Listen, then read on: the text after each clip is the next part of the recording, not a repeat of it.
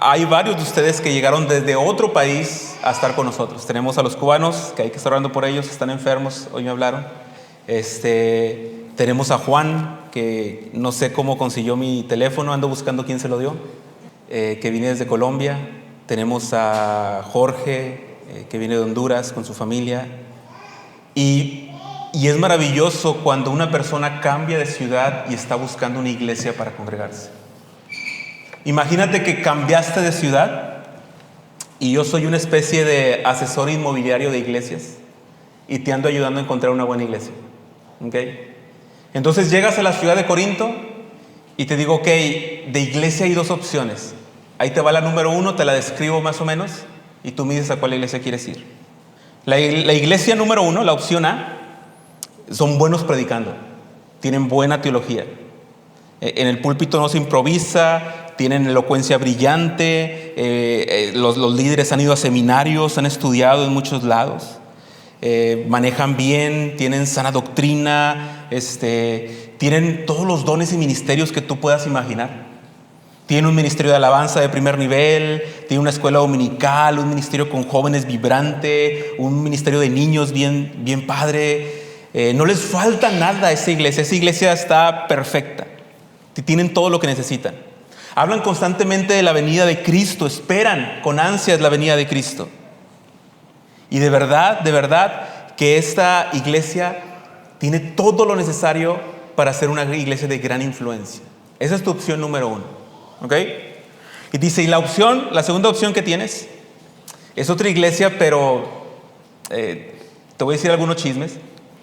En esa iglesia hay un chorro de grupitos. Hay demasiado favoritismo. La familia del pastor es la que manda ahí. De hecho, ha habido varios pastores en esa iglesia y unos dicen, no, hasta que no me diga este pastor que es el que es mi pastor, yo no hago caso. Y otro dice, no, pero es que yo tengo otro pastor y ese otro pastor es al que yo le hago caso. Están súper divididos. Pero no solo están divididos, en esa iglesia están peleadísimos y en lugar de resolver las cosas se están yendo a los juzgados a demandarse. Hay otro chisme que dicen que no me consta, pero creo que hay uno de los que está ahí que tiene como esposa o como mujer a la esposa de su padre. Es escandaloso. Tienen un caos en la iglesia y lo más triste de todo es que cuando se juntan a celebrar la cena del Señor se emborrachan. ¿A cuál irías? Todos no, a la A, por favor, ¿cierto?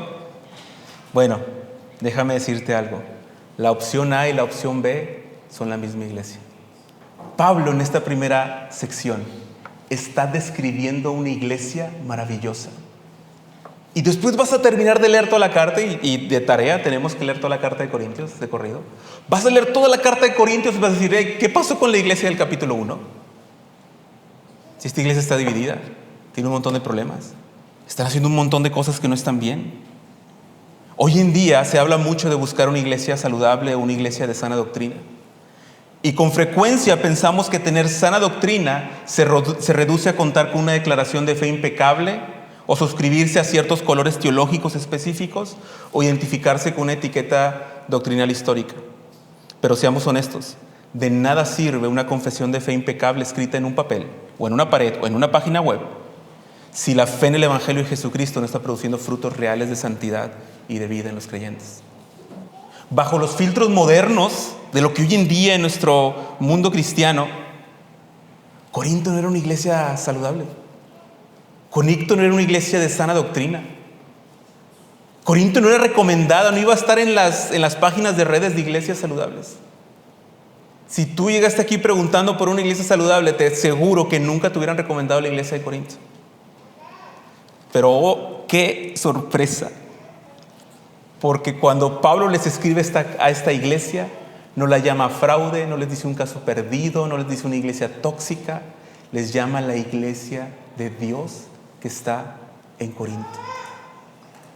En el versículo 2. Es decir, que Pablo reconoce la gracia y los dones reales que tienen sin maquillar sus fracturas, sin maquillar sus necesidades. Porque la garantía de que una iglesia llegará firme hasta el fin no radica en la perfección de sus miembros, sino en que el testimonio de Cristo ha sido arraigado en ella. Hermanos, si nos mantenemos escuchando y viviendo la palabra que ya fue confirmada en nosotros, Cristo mismo nos sostendrá irreprensibles hasta el final. Y esa es la idea que quiero transmitirte el día de hoy, y te lo quiero demostrar con este texto. Cristo mantendrá a su iglesia irreprensible hasta el fin. Hay que preguntarnos si somos parte de la iglesia de Cristo, que eso es lo más importante. No es tan importante ahorita saber si estás en una iglesia saludable o no, si estás en una iglesia de sana doctrina o no. Ahorita vamos a hablar de esos términos. Lo más importante es si estás en la iglesia de Cristo, porque es Cristo quien nos va a mantener firmes hasta el fin, irreprensibles hasta el fin. Mira lo que está pasando en esta carta. En esta primera sección vamos a preguntarnos cómo se ve que soy verdaderamente parte de su iglesia. ¿Cómo sé que Él me va a sostener? ¿Cómo podemos tener tú y yo la seguridad que estamos viviendo en la verdad del Evangelio, que estamos viviendo apropiadamente nuestra vida como cristianos? Al leer toda la carta de Corintio te vas a dar cuenta de que había problemas severos, líos densos, cosas difíciles, pero algo impresionante es que Pablo comienza recordándoles lo que el Evangelio de Jesucristo ya hizo en su vida. Pablo va a usar el Evangelio para ayudarlos en todas sus necesidades, pero la forma en la que Pablo comienza esta carta no es recriminándoles, sino es recordándoles lo que Cristo ya hizo en sus vidas. Pero bueno, pregunta número 1, son 3 preguntas. ¿Cómo sé que soy parte de su iglesia? ¿Cómo sé que yo soy parte de su iglesia? Pablo comienza presentándose diciendo: Pablo, llamado a ser apóstol de Jesucristo por la voluntad de Dios, y Sóstenes, nuestro hermano. Pablo no se autonombró apóstol, conocemos su testimonio. Pablo fue llamado por Dios. Él perseguía a la iglesia de Cristo, los arrastraba. Él estaba lejos de Dios realmente, a pesar de estar tan cerca, entre comillas.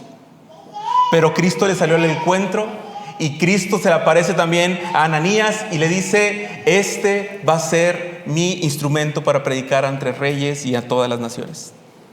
Pablo le recuerda a la iglesia que él tiene un llamado, y ese llamado que recibió no es un llamado que él se inventó, sino que Cristo lo llamó. Pero la iglesia que conocía el llamado de Pablo, ahora Pablo los mira a ellos y le dice: a la iglesia de Dios que está en Corinto. Es decir, el Dios que me ha llamado a mí, dice Pablo, también los ha salvado y llamado a ustedes. Pero esta frase, la iglesia de Dios que está en Corinto, es tan difícil de asimilar. Tú y yo estamos de este lado de la historia, no estamos metidos en aquel mundo, pero déjate cuento algo de la ciudad de Corinto. Corinto era como una metrópolis, una cosmopolita, había gente de todos lados, era un lugar donde llegaban barcos, era un centro mercantil importantísimo, era una especie de Nueva York, Tokio, Ciudad de México del tiempo antiguo. Pero tenía una fama en particular: era el epicentro de la inmoralidad y la perversión. Ojo, esto dicho no por cristianos, esto dicho por la sociedad en general. O sea, Corinto era una ciudad realmente densa en cuanto a su depravación, en su inmoralidad sexual y en un montón de cosas que vivían ahí. La reputación de Corinto era escandalosa. De hecho, había un término que se llamaba corintiarizar o hacerse como uno de Corinto, para referirse a una persona. Tú eras de otra ciudad, empezabas a ser borracho y te decían: uy, ya te corintizaste. A tal grado era su fama, a tal grado llegaba la perversión de este lugar. Entonces, en los teatros de aquel entonces, en las obras de teatro, cuando una persona salía actuando como borracho, como inmoral, en la obra él era de Corinto. O sea, la imagen de Corinto era terrible, no para los cristianos como tú y yo, sino para la sociedad en general. Para cualquiera en el mundo antiguo, escuchar la frase "la iglesia de Dios está en Corinto" sería: ¿cómo puede haber una ciudad ahí? ¿Cómo puede haber una iglesia ahí? ¿Cómo puede haber una iglesia en medio de una ciudad tan podrida? ¿En serio puede salir algo bueno de Corinto? Sí, porque en un mundo caído, Dios por su sola gracia santificó y apartó un pueblo para sí mismo. Sí, puede haber una iglesia en Corinto. ¿Por qué? Porque quien salva, quien restaura por medio de su palabra es Dios mismo, no importando qué hayan hecho antes. Entonces, La forma en la que empieza esta carta es maravillosa. La iglesia de Dios que está en Corinto, en un mundo perdido, inmoral, terrible, por la palabra de Dios, a través de la fe solamente, no por obras, Dios salvó a un pueblo. Y Pablo les dice, han sido santificados. Mira conmigo el versículo 2. A la iglesia de Dios que está en Corinto, o a los que han sido santificados en Cristo Jesús, llamados a ser santos, con todos los que en cualquier parte invocan el nombre de nuestro Dios. Y esto es una ilustración bien bonita del Antiguo Testamento. Tú sabes y recuerdas que en el Antiguo Testamento se consagraban los utensilios del templo para utilizarlos en el templo. Es decir, esos utensilios solamente podían usarse para las cosas del templo. Y esos utensilios eran muy valiosos. De hecho, cuando fue la deportación a Babilonia, obviamente esas cosas se las robaron y luego después las regresaron. Pero no solo se santificaban los utensilios para un uso particular, sino que también tenemos en Éxodo 19:6 que Dios les dijo, cuando estaba haciendo un pacto con ellos, ustedes serán para mí una nación santa. Es decir, llamados a santificados es, te santifico para un uso particular, pero llamados a ser santos también nos recuerda que Dios los sacó de la esclavitud al desierto, ¿pero para qué? Para que le adoraran. Es decir, la idea de ser santificados por la gracia de Cristo, obviamente, pero la idea es que Él te limpia para un uso exclusivo, que Él te perdona, te libera para que le adores. Esa es la intención de la santificación. La santidad no es alguien que se siente superior a los demás. La santidad no es esta capacidad de verte como impecable sin que tengas un pelo fuera de tu lugar. De hecho, ¿se acuerdan que cuando éramos más chicos, nosotros decíamos, no hay que decir San Pablo, San Mateo, porque no creemos en los santos? Y en las Biblias así dice, la S que está ahí es de santo. Y sabes que no hay problema, claro que podemos decir San Mateo, San Marcos, San Lucas, San Alex, porque hemos sido santificados. Y la santificación no tiene este contexto de superioridad ni de falta de pecado, sino es el registro de la obra y de la gracia de Dios en un pueblo históricamente hablando y también en nosotros.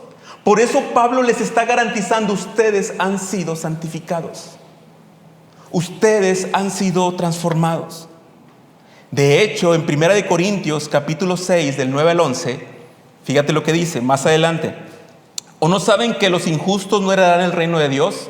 No se dejen engañar ni los inmorales, ni los idólatras, ni los adúlteros, ni los afeminados, ni los homosexuales, ni los ladrones, ni los avaros, ni los borrachos, ni los difamadores, ni los estafadores heredarán el reino de Dios. Hasta ahí vamos bien, pero fíjate lo que dice después. Y esto eran algunos de ustedes, pero fueron lavados, pero fueron santificados, pero fueron justificados en el nombre del Señor Jesucristo y el Espíritu de nuestro Dios. Es decir, fueron santificados, fueron transformados para un uso exclusivo. Entonces, ¿cómo es que yo sé que realmente pertenezco al pueblo de Dios? ¿Cómo sé que soy parte de su iglesia? Definitivamente no es por tu linaje, ni por tus méritos, ni por tu capacidad moral. Sabes que eres de Él porque reconoces que eres cualquiera de estos de los corintios. Sabes que eres de Él porque estabas perdido en tus delitos y pecados y alguien te predicó el evangelio, escuchaste el evangelio, te arrepentiste y creíste.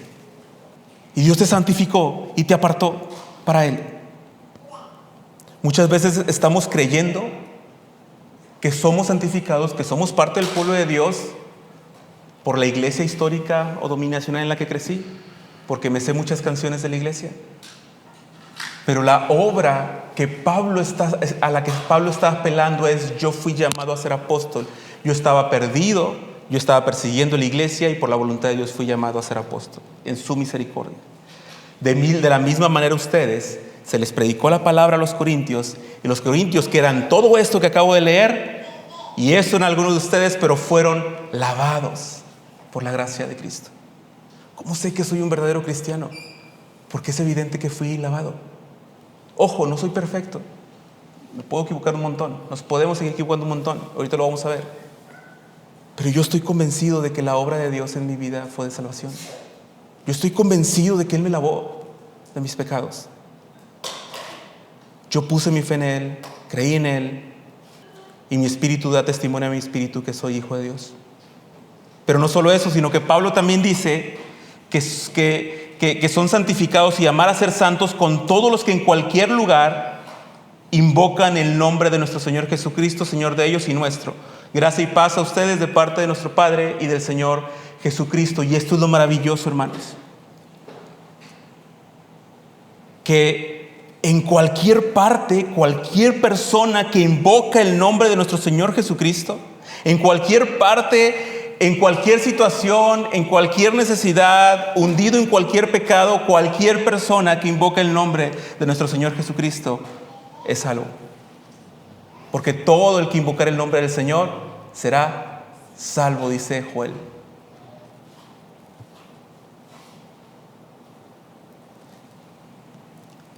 Si nuestra convicción, hermanos, de ser creyentes no parte del reconocimiento humilde de que estabas muerto en tus delitos y pecados y que solo por la fe en Jesús fuiste lavado y santificado, tal vez todo tu cristianismo está empezando mal.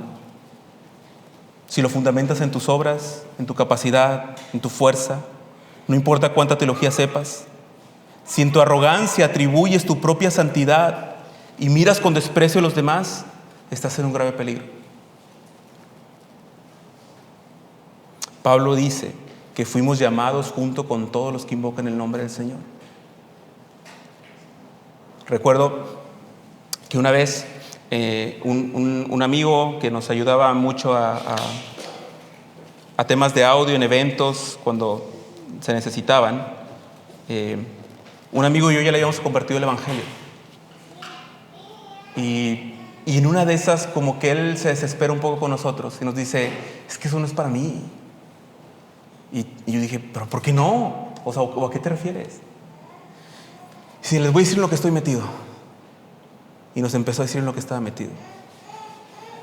Cuando nos dijo en lo que estaba metido, yo dentro de mí dije: no, si no, tú no. ¿Sabes por qué? Porque creemos que la gracia de Dios no puede transformar vidas. Porque creemos que nuestras vidas estaban bien bonitas. Pero tu vida estaba muerta en delitos y pecados en Cristo. Y te aseguro que por la gracia de Dios, tú no has caído en un fondo profundo de dolor a consecuencia de tus pecados, por la gracia de Cristo, porque Él te rescató. Sufrimos con cosas definitivamente. Te garantizo que sin la gracia de Cristo estarías perdido. Y todas las cosas que nos suceden, incluso las malas, ahora nosotros somos más que vencedores por medio de aquel que nos amó y forman el carácter de Cristo en nosotros. Pero el Evangelio de Cristo es para todos los que invocan el nombre del Señor, para todos los que ponen su fe verdaderamente en Él. Eso es lo que dice el texto. No hace falta tanta teología para entenderlo. Invoca el nombre del Señor y serás salvo. Tienes razón, tus problemas son demasiados, estás metido en 1000 líos, pero la Biblia dice que todo el que invoque el nombre del Señor va a ser salvo. Pregunta número 2: ¿qué evidencia demuestra que yo he sido santificado? ¿Qué evidencia? ¿Qué es lo que demuestra que tú y yo hemos sido santificados? Dijimos cómo sé que soy parte de su iglesia y ahora estamos diciendo qué evidencia que tú y yo hemos sido santificados. Y Pablo dice en el versículo 4: siempre doy gracias a mi Dios por ustedes, por la gracia de Cristo que les fue dada en Cristo, por la gracia de Dios que les fue dada en Cristo Jesús. Miren, mi papá creyó en el Evangelio cuando tenía como unos 17, 18 años. Recuerdo que cuando yo tenía 12 o 13 años, mi papá estaba limpiando como el porche de la casa y de repente llegó un señor, lo saludó y se quedó hablando con él por mucho tiempo. Después de eso lo invitó a pasar a la casa. Era muy común que papá hiciera eso. Pero cuando pasa, estaba toda la familia y les dicen: miren, les quiero presentar, no recuerdo el nombre, pero él fue mi maestro de secundaria. Y nos saludó a todos. Ahí estaban mis 2 hermanos, mi mamá, todos ahí en la casa. Lo invitamos a merendar un poco. Estuvieron conversando ahí, recordando muchas otras cosas de su tiempo como estudiante en la secundaria y el Señor que era su maestro. Después de eso, recuerdo muy bien que mi papá sale con él para despedirlo. El Señor ya se iba Y mi papá regresa con lágrimas en los ojos. Y mi mamá le pregunta, ¿qué tienes? Y yo recuerdo la respuesta de mi papá. Y dice que este maestro le dijo: Jaime, no me tomes a mal esto que te voy a decir. Me da mucho gusto volver a verte, pero te confieso que si alguien me hubiera preguntado en aquel tiempo sobre tu vida en el futuro, yo habría apostado que a estas alturas tú ibas a estar en la cárcel y serías un delincuente. Y como conozco bien la vida de mi papá, sí, tiene razón este hombre.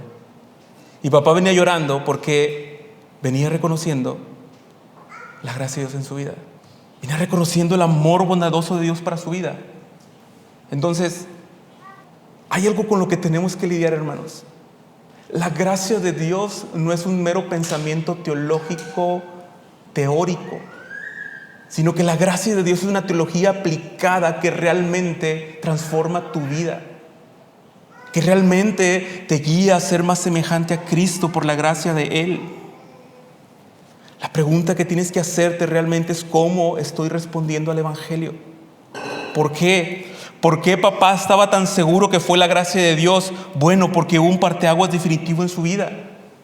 Él escuchó el Evangelio y a partir de los 17, 18 años, él creyó en el Evangelio de Jesucristo. Él fue llamado a ser santo. Él fue santificado solo por la fe en Cristo Jesús. Y de la misma manera, Pablo está convencido de que esta iglesia de Corintios, en un mundo terrible, en un mundo tan corrupto, tan perverso, Dios levantó una iglesia por su gracia, porque Él salva a todo el que invoca el nombre del Señor. Si vas a a Hechos capítulo 18 y lo lees en casa, te vas a dar cuenta que es la historia cuando Pablo llega a Corinto. Después de estar en Atenas, Pablo llega a Corintio, llega con Priscila, Aquila, llega Silas y Timoteo, aparece trayendo una ofrenda para que Pablo pudiera dedicarse por completo a la palabra. Al principio estaba haciendo tiendas para poder tener dinero para trabajar, para comer, y después predicar la palabra, y después se puso a predicar la palabra completamente. Y comenzaron a creer. Crispo, el líder de la sinagoga, creyó con toda su casa, pero es interesante porque cuando Pablo está predicando el Evangelio, los judíos comienzan a hacer estragos y comienzan a amedrentarlos. Y Pablo dice: ya me voy a ir a los gentiles, ya no voy a estar más aquí, porque están rechazando el Evangelio. Pero en la noche tuvo una visión y Dios le dijo: no te mandas solo, ¿a dónde vas? No temas, sigue hablando, le dijo Dios, y no calles, porque yo estoy contigo y nadie te atacará para hacerte daño, porque yo tengo mucho pueblo en esta ciudad. Básicamente Dios le dijo a Pablo: sigue predicando, porque aún hay pueblo que salvar aquí. Aún tengo pueblo en esta ciudad. Aún hay personas que van a seguir creyendo. Y Pablo se quedó como más de 1 año y medio enseñándoles. Y luego los judíos lo arrastraron ante el tribunal, ante el procónsul Galión. Y al no lograr condenarlo, golpearon a Sóstenes, que es el que está ahora con Pablo. Y después los liberaron y Pablo siguió predicando el Evangelio. Es decir, el Evangelio no llegó a Corinto prometiéndoles: ven a Cristo y vas a tener más dinero, se acabarán tus problemas y serás próspero. El Evangelio fue predicado en medio de persecución, de oposición y de tribulación real. Y a pesar de toda esa presión, la gente creyó en el Evangelio y la iglesia nació en Corinto. Es decir, el testimonio de Cristo fue confirmado en ellos. La forma en la que Pablo va y predica el Evangelio en medio de ellos en ese momento es maravillosa, porque comienza a haber persecución, comienzan a tratar de callar a Pablo. Y en lugar de que la iglesia dijera: yo no le entro a estas cosas, no, el Evangelio se confirmó en ellos y fueron enriquecidos. Y Pablo se quedó 1 año y medio ahí predicando el Evangelio. Por eso, hermanos, debes de saber, según 1 Corintios 1:11, fíjate lo que dice: porque he sido informado acerca de ustedes, hermanos míos, por los de Cloé, que hay discusiones entre ustedes. La primera carta a los Corintios parece ser una respuesta de Pablo para algunas preguntas que la iglesia hizo y también algunas preocupaciones que tenía la iglesia. Por ejemplo, esta familia de los de Cloé le dijo a Pablo: Pablo, está pasando esto en la iglesia. Entonces Pablo está respondiendo a una carta o a una información que no tenemos, pero Pablo está diciendo: he sido informado por los de Cloé que está pasando todo esto. No sé tú, pero imagínate que te enteras de que un amigo tuyo que está pasando por una tribulación difícil, tú le compartiste el evangelio y de repente sabes que está pasando muchas cosas malas. ¿Cómo empezarías? Yo con un regaño, yo con un por qué no me habías hablado y con mucho enojo. Pero Pablo no empieza ahí. Pablo empieza diciéndoles a la iglesia de Dios que está en Corinto, a los que han sido santificados, a los que han sido llamados a ser santos, junto con cualquiera que en cualquier lugar invoquen el nombre del Señor. Y doy gracias a Dios por ustedes, por la gracia, porque el evangelio fue confirmado entre ustedes, porque fueron enriquecidos en toda palabra, en todo conocimiento. Tienen todos los dones, nada les falta. Estoy agradecido a Dios por ustedes. Entonces, hermanos, ¿cuál es la definición de una iglesia verdadera? No es una iglesia donde nadie tiene fallas ni desacuerdos. Es una iglesia donde el evangelio verdaderamente ha sido confirmado.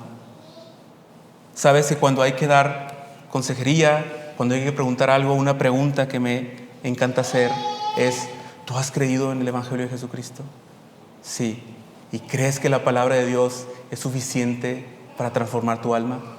Sí. ¿Crees que en la palabra de Dios está todo lo que necesitamos para ser transformados a la imagen de Cristo? Sí. Ok, vamos por buen camino. Después les leo la palabra y les pregunto: ¿esto qué piensas? ¿Es tu salvación? ¿Lo crees? No te estoy preguntando si ya lo vas a hacer mañana. Te estoy preguntando si esto está tocando tu vida. Y si la persona dice: no, yo ni de chiste voy a hacer eso. No, yo no creo en eso que dice la palabra. Yo no voy por ahí. Lo que hacemos es decirle: cree en el evangelio. Arrepiéntete y cree en el evangelio. Pero tal vez otra respuesta podría ser que alguien diga: sí, creo que eso es lo que tengo que hacer. No quiero hacerlo. Me cuesta mucho trabajo. Pero sé que el Dios al que amo y que me ha salvado me está llamando a hacer eso. Vamos por buen camino. Nadie está pidiendo que lo haga de inmediato. Pero sí que la palabra de Dios sea su fuente y su sustento en todas las cosas. Hermano, ¿crees que la palabra de Dios es tu salvación? Ten mucho cuidado, o tengamos mucho cuidado en la forma en la que juzgamos otras congregaciones. Porque el que no te gusta el estilo de una iglesia no significa que no sea una iglesia de Dios. Si el evangelio de Jesucristo ha sido confirmado en la vida de tus hermanos, tienes que abordar los problemas, los desacuerdos y las fallas con esperanza y con gracia, no con rencor ni sintiéndote superior a los demás.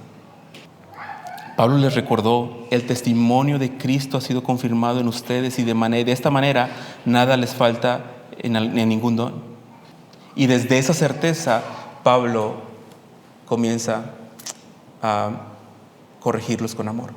Y número 3, entonces Josué, ¿qué garantiza que llegaré hasta el fin? ¿Te acuerdas lo que te dije al principio? Cristo mantendrá su iglesia irreprensible hasta el fin. Entonces, ¿qué garantiza que yo voy a ser confirmado hasta el fin? Dice el versículo 8, Él también los confirmará hasta el fin para que sean irreprensibles en el día de nuestro Señor Jesucristo. Fiel es Dios, por medio de quien fueron llamados a la comunión con su Hijo Jesucristo, nuestro Señor. Y aquí está la respuesta al argumento principal de esto que te estoy diciendo. Cristo mantendrá irreprensible a su iglesia hasta el fin. ¿Por qué Pablo está tan seguro de que esta iglesia llena de problemas no se va a destruir? ¿Por qué afirma con tanta contundencia que llegarán hasta el final? Bueno, porque la garantía de nuestra salvación no reposa en la fidelidad de la iglesia, sino en la fidelidad de Dios. Fíjate lo que dice el texto: fiel es Dios. Y cuando está diciendo que Dios es fiel, está haciendo una alusión a Deuteronomio. El Deuteronomio 7:9 dice: sabrás que el Señor tu Dios, Él es Dios, Dios fiel, que guarda el pacto y la misericordia. ¿Sabes por qué vas a llegar hasta el final si realmente has puesto tu fe en Cristo Jesús? Porque Dios es fiel. Porque Él es misericordioso. Pero lo más maravilloso de esto es que dice que Él nos va a guardar hasta el fin para que seamos irreprensibles. Y esta palabra es muy importante en toda la carta de Corintios. A veces pensamos que ser irreprensible significa alcanzar la perfección moral absoluta, ser alguien que nunca se equivoca. Pero si significara eso, Pablo jamás les habría dicho a los corintios que Dios los mantenía irreprensibles, porque estaban metidos en líos gravísimos. Es decir, los corintios estaban equivocando y feo. Hoy en día se puede usar mucho la palabra irreprensible para aparentar una falsa piedad, para disimular tus errores, ocultar tus fallas. O hay veces personas que piden perdón de manera hipócrita solo para que la gente crea que son santos e impecables. Pero eso no es ser irreprensible, eso es ser fariseo. Ten cuidado en no considerar que la irreprensibilidad, o más bien, ten cuidado en aprender lo que es ser irreprensible a lo que es ser un fariseo. El fariseo vive con apariencia de piedad, pero niega la eficacia de ella. El fariseo dice las cosas correctas, pero cuando le toca reconocer su error de verdad, no lo reconoce. Pide perdón como diciendo, hermano, si te ofendí, perdóname. No es si te ofendí. Porque cuando te dicen si te ofendí, perdóname, es pues tú de sentido, ¿verdad? No, la forma en la que se pide perdón es, hermano, te ofendí, perdóname. Si se pudo interpretar más 1000 palabras, esa no es una disculpa, es una justificación. No, hermano, lo que dije fue doloroso y te lastimé, perdóname. Pero en el lenguaje bíblico, irreprensible no es ser fariseo. En el lenguaje bíblico, ser irreprensible significa estar en una posición donde nadie puede presentar una acusación válida contra ti ante el tribunal de Dios.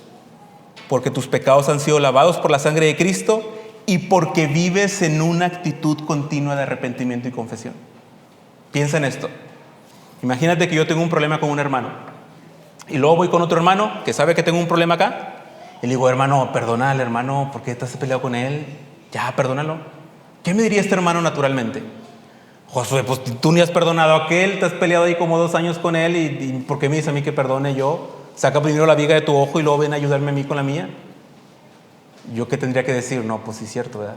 Como me suena lógico lo que dice. Pero ¿qué pasa si yo voy con este hermano y le digo, hermano, perdóname, tengo que estar a cuentas contigo, te fallé, te ofendí, nos reconciliamos, oramos al Señor juntos, y luego un hermano que está peleado y le digo, hermano, perdónalo? Y este hermano me puede decir, ay, pero tú estás peleado con él. Digo, no, ya nos reconciliamos, ya le pedí perdón, ya soy irreprensible. Es decir, ¿eso quiere decir que soy perfecto? No. Eso quiere decir que en mis pecados, ser irreprensible quiere decir que en mis pecados yo voy con arrepentimiento a Cristo para que Él me renueve. Hermanos, huyan de la apariencia de piedad, huyamos de la apariencia de piedad. Si un día un hermano te pregunta, te veo triste, ¿estás bien? No seas mentiroso y digas, no, sí, no, hombre, lo que pasa es que trabajo, ando bien cansado y esto. Y por dentro te estás muriendo. No. Proverbios dice, 28:3, el que encubre sus pecados no prosperará, pero el que los confiesa y se aparta de ellos alcanzará misericordia. Es mejor decir, sí, estoy triste, estoy cansado. Está pasando esto en casa, está pasando esto en el trabajo. ¿Puedes orar conmigo? Ser irreprensible es mantenerse en esta actitud de continuo arrepentimiento. Ser irreprensible es saber que los hermanos caen y que necesitan ser restaurados. Hermanos, ser irreprensible es vivir en este mundo irreprensible. Significa que yo puedo fallar y ustedes tienen que cuidar de mí como pastor también. ¿O nada más ustedes tienen derecho a fallar? Pues no, todos fallamos. Por cuando todos pecamos, estamos destituidos de la gloria de Dios y todos fuimos justificados gratuitamente. Y Pablo dice que el deseo del Espíritu es contra la carne y seguimos luchando con eso. Ser irreprensible no es ser perfecto. Así que si a ti te estresa muchísimo que la gente sepa un error tuyo, tranquilo, tranquila. Ya sabemos. Nada más que no te lo decimos porque te amamos. Nuestros defectos son evidentes para todos. Pero estamos en un mundo donde buscamos ser irreprensibles, vivir en arrepentimiento continuo, vivir en confesión, vivir en amor con nuestros hermanos.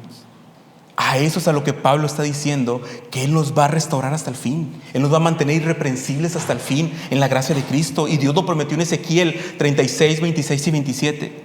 En Ezequiel 36 dice que en el nuevo pacto Él pondría un nuevo corazón y pondría su espíritu dentro de nosotros para hacernos andar en sus estatutos.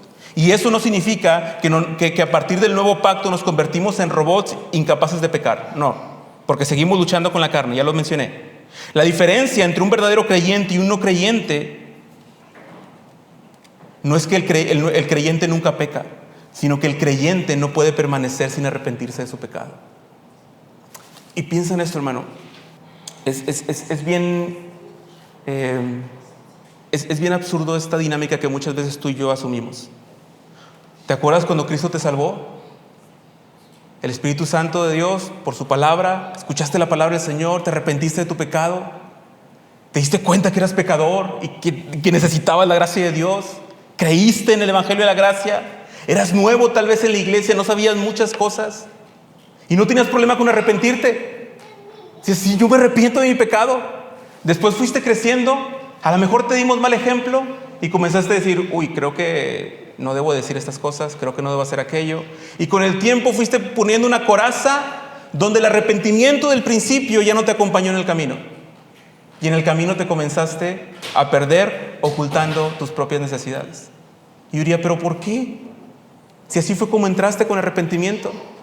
Cuando tú y yo entramos al reino de Dios a través de la fe, a través del arrepentimiento, nadie tenía las expectativas de que fueras el apóstol Pablo. Pero después, poco a poco, vas confiando en tus obras más que en la gracia de Cristo que puede transformar tu vida. Y hay muchas cosas que tenemos pendientes con Dios porque estamos creyendo que nosotros podemos hacerlas. Estoy creyendo que yo puedo controlar lo que está sucediendo, cuando deberías de arrepentirte y venir a Cristo con fe, porque así como Él te salvó por gracia, Él te va a seguir transformando por gracia. Él te va a mantener irreprensible hasta el fin por la gracia. Y finalizo. Fíjate cómo termina el texto. Fiel es Dios, por medio de quien fueron llamados a la comunión con su Hijo Jesucristo, nuestro Señor. A veces enseña un falso evangelio que dice, solo repite una oración y ya tienes tu boleto al cielo. Vive como quieras, porque la salvación no se pierde. Y de hecho los bautistas nos han juzgado de que creemos esto, pero no es cierto, no creemos eso. Creemos que la salvación no se pierde, pero la razón por la que creemos que la salvación no se pierde es porque el llamado a la salvación no es un llamado a repetir una oración. Y con esto no estoy diciendo que si tú repetiste una oración eres salvo. Posiblemente alguien te guió en una oración y entregaste tu vida a Cristo y creíste en Él y confesaste tu pecado, está bien. Lo que estoy diciendo es que no era una fórmula mágica solamente para después ir a hacer lo que tú quisieras, sino que cuando vienes a la fe en Cristo Jesús, ya sea porque alguien te ayuda repitiendo una oración, ya sea porque alguien te guía en la palabra, ya sea porque estás aquí y escuchas el Evangelio y crees en tu lugar, lo que está haciendo Dios es llevarte a una comunión con su Hijo Jesucristo. No es darte un boleto para el cielo, sino es darte una nueva relación.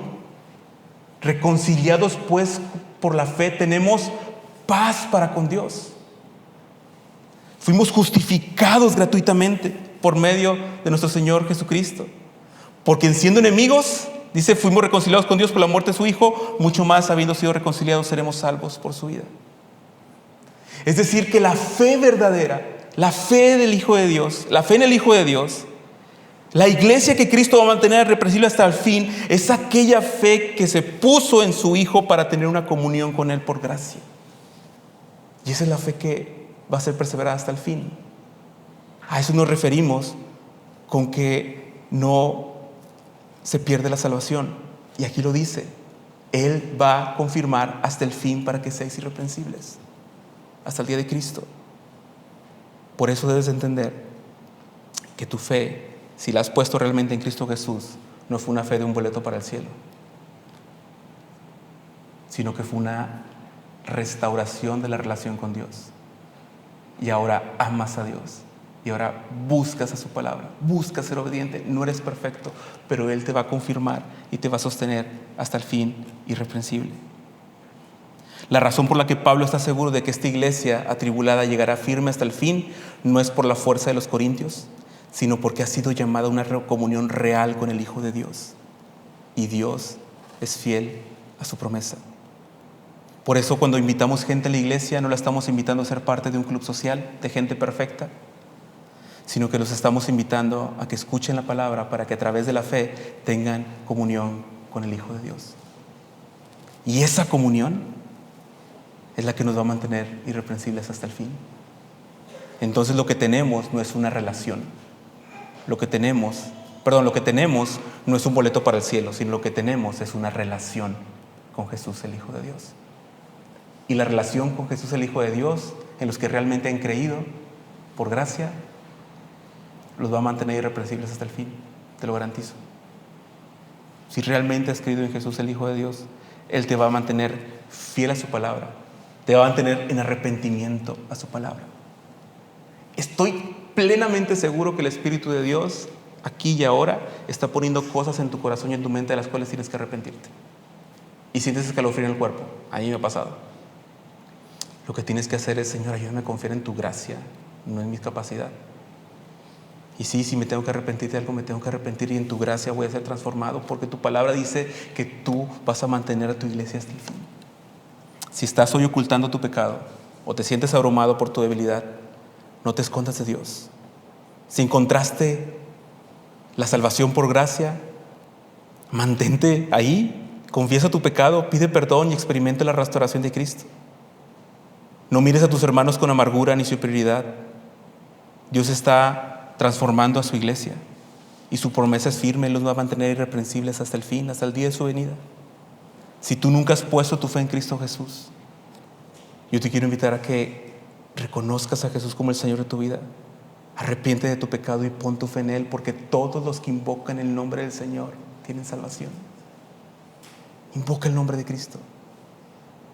¿Por qué? Porque Cristo mantendrá a su iglesia irreprensible hasta el fin. Oramos.